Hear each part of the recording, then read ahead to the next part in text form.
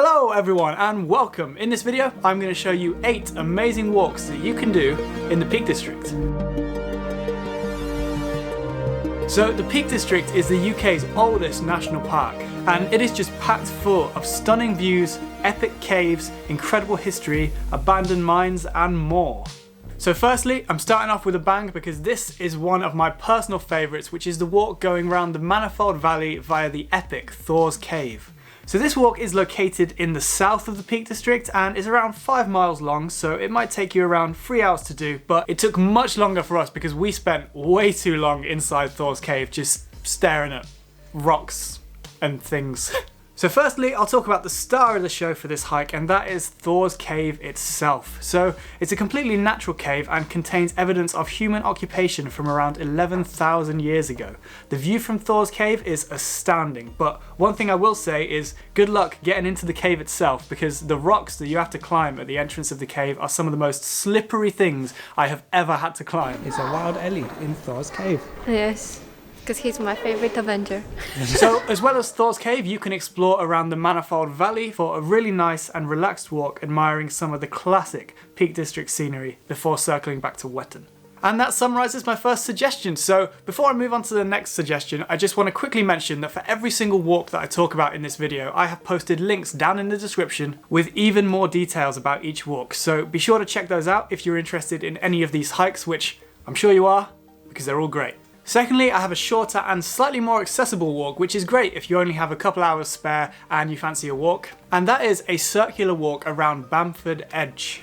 So this walk is located near the village of Castleton, which on a slightly separate note is somewhere that I would definitely recommend that you visit, as there are some great walks around Tor and Winnats Pass that you can find here. But back to Bamford Edge, this circular walk is around 1.9 miles in total, so it could take you around 1 to 2 hours if you're stopping to admire the many great views, of which there are a lot on this walk. Firstly, you've got the view from Bamford Edge itself, of which you can see over so much of the Peak District. This is the perfect opportunity for an epic photo as well, which we definitely made the most of. Just watch where you step because it's a long way down. And you can also get great views over the Ladybower Reservoir on this walk as well. So next we are heading over to the southwest of the Peak District near the gorgeous town of Buxton, and there are so many great walks around this area, so it was really difficult to narrow down. But the walk I chose was the walk around LUD'S Church and the River Dane. So we actually only did this walk a few months ago, back in the freezing cold of January, which was a perfect start to our new year. So this circular walk is around 6 miles long, so it may take you around 3 to 4 hours to complete, although it did take us much longer than that because we did get incredibly lost and we had to traipse through multiple soaking wet fields and get soaking wet feet, which was great in the freezing cold of January. Are you filming me? Yep. I don't feel at my prime to be filmed. But you can start this walk from Gradbach, and from here you start heading towards LUD'S Church before taking a detour following the River Dane. This is the point where we got a little bit lost, but we did manage to regain the path and we passed this epic rock, which is called the Hanging Stone. And if you like, you can climb up to this rock and see some epic views if you have the energy, which Ellie definitely didn't when we hiked it. Walk up to it. No. I do not have the strength to do that at the moment of speaking. But eventually you get to the highlight of this hike, which is LUD'S Church itself, which is a completely surreal natural rock formation. Is that a pond? No. Yes, there is a pond in it. Whoa. Fancy people have been down here. That's our parking. That's our parking money. No. So on to my fourth suggestion now, and this one is a bit of a hidden gem of a hike that you may not have heard of before. And that is the walk around Lathkill Dale. There are so many great things to see on this walk, and the highlight for me was this ruined house, which is called Bateman's House.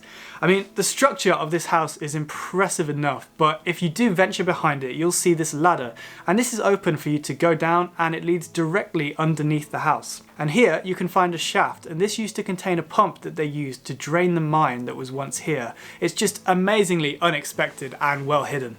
This walk is home actually to some very unique landscapes due to the history of mining in this area, and if you are interested in the history of mining, a very short 5-minute drive away is Magpie Mine, which is a very interesting ruin of an old lead mine that closed down in 1958, but it was operating for over 200 years. Well, well, well. This is completely free to visit, and it's a great place to just learn about the history of all the mining in this area, and I really enjoyed it, so I just wanted to include it in the video as it is so close to Lathkill Dale.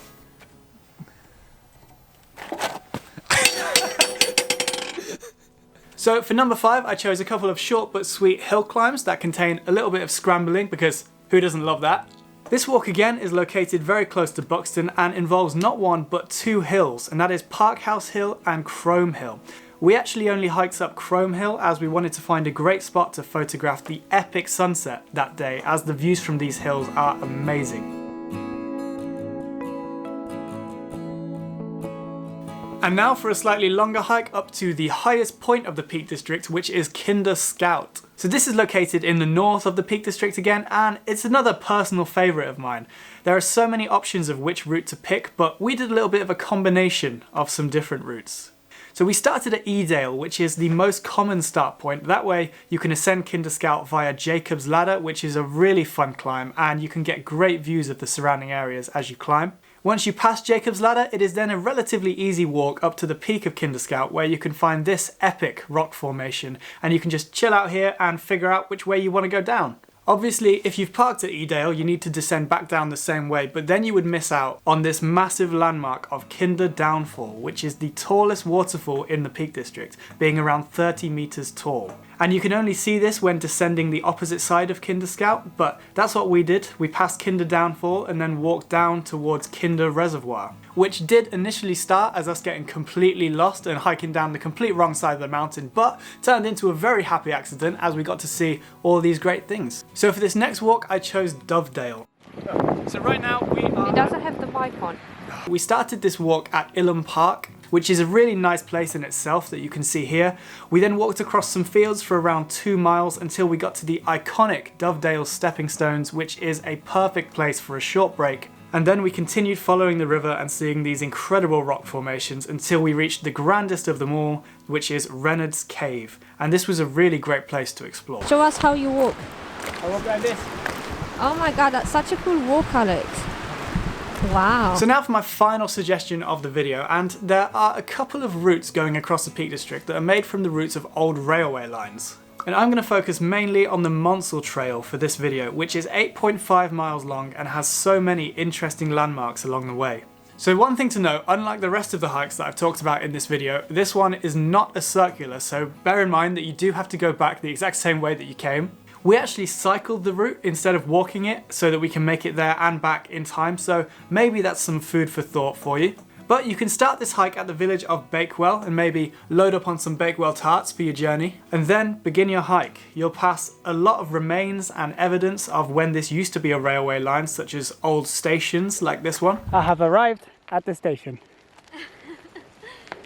Only an hour later than intended. So we passed through a few of these awesome tunnels until you reach the most iconic landmark on the Monsal Trail, which is the Monsal Head Viaduct. And with that, that sums up the video. I really hope you enjoyed and found it helpful. So there are so many amazing walks to choose from in the Peak District. I found it really difficult to narrow it down to just my 8 favourites for this video, but thank you for watching. Yes, I hope you enjoyed. Please subscribe if you did enjoy, it really means a lot. And yeah, I'll see you in the next one. Goodbye.